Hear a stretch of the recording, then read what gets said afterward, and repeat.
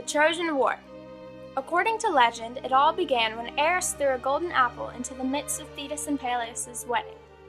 Inscribed on the apple was a message that read, "To the fairest." Instantly, Athena, Aphrodite, and Hera started quarreling over the apple. They appealed to Zeus to choose the most beautiful. Zeus sent them to Paris, the prince of Troy. Once they reached Paris, they each bribed him with a different gift. Hera offered him power, Athena offered him wisdom, and Aphrodite offered him the most beautiful woman on earth, who was Helen of Sparta. Paris chose Aphrodite. A while later, Paris was serving as ambassador to Sparta. He was staying at the palace of King Menelaus and his wife Helen. Aphrodite, true to her word, caused Helen to fall in love with Paris, and the two eloped to Troy. When Menelaus returned to find his wife gone, he summoned his brother King Agamemnon to help get her back. With the help of all the Greek kings and soldiers, they traveled by ship to Troy and laid siege to the city. After 9 years, there were no results. In the 10th year, the Greeks were finally able to defeat Troy. The city was completely demolished. But what really happened at Troy? If the gods were not involved, then what really caused the war? So, what do you believe was the cause of the Trojan War? Well, legends indicate that the eloping of Helen and Paris caused the Trojan War. The Greeks believed that before Helen was married, all of her suitors agreed to keep the peace and defend whoever she chose to marry.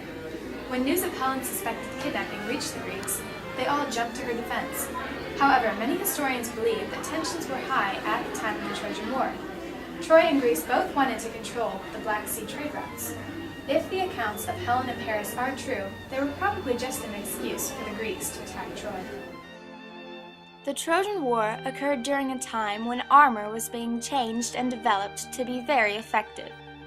Though this armor was considered new and improved at the time, it is nothing like what we have today. Here's a video that demonstrates how the Trojan armor functioned and what it was made of. The armor consisted of a high-intensity fiber material that Greek engineers designed to withstand metal-tipped arrows. What we've got here is a liner thorax, a lin thorax, which is made up of layers of linen glued together. In fact, this one's got 14 layers of linen with a leather core in the middle. It's lighter than metal armor.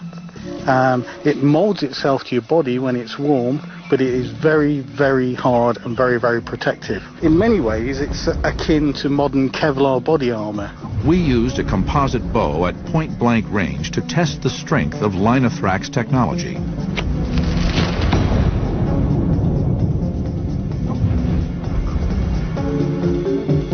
Oh, that'll hurt. Well, I'm actually quite pleased with that because that was a point-blank range. Remember, this is only cloth that's stopping this arrow. So at a normal combat range, I think that's about the best they could expect for. The fact it punched through, lucky shot.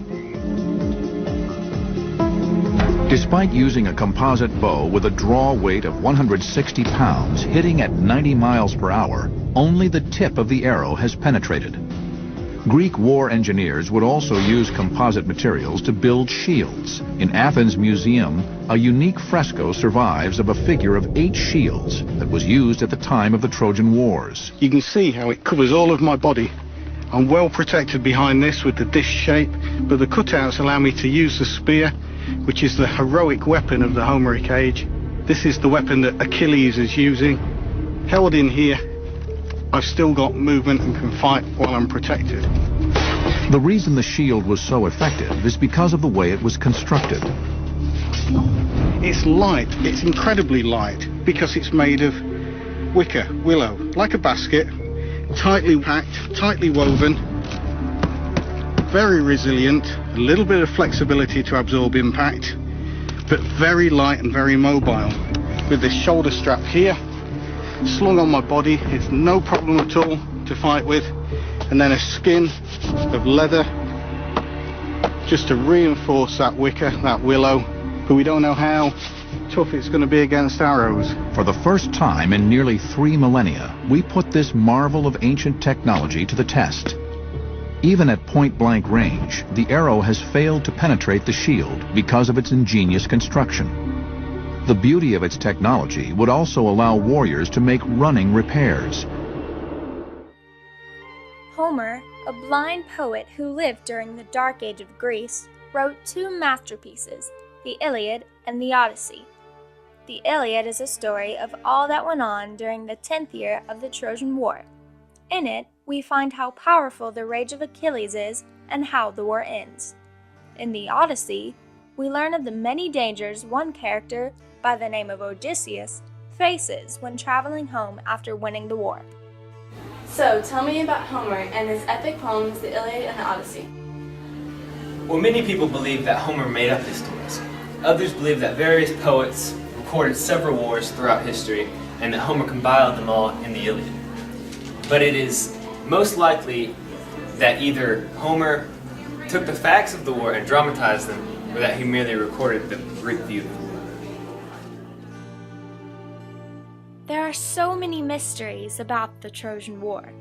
For example, where was Troy located? Did the war really occur? Or were Homer's epic poems simply fiction? And who really were the Trojans?